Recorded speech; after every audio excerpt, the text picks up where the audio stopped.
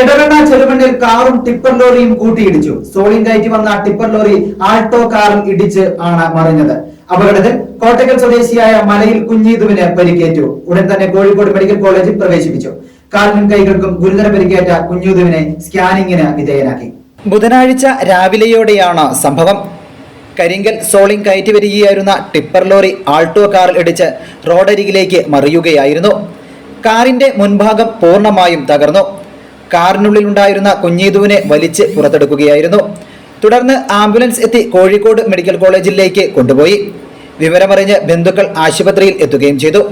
കൈകൾക്കും കാലുകൾക്കും സാരമായ പരിക്കേറ്റിട്ടുണ്ട്. തുടർന്ന് വിദഗ്ധ ചികിത്സാർത്ഥം സ്കാനിംഗ് ചെയ്യുകയും ചെയ്തു. News bureau, Nilambur.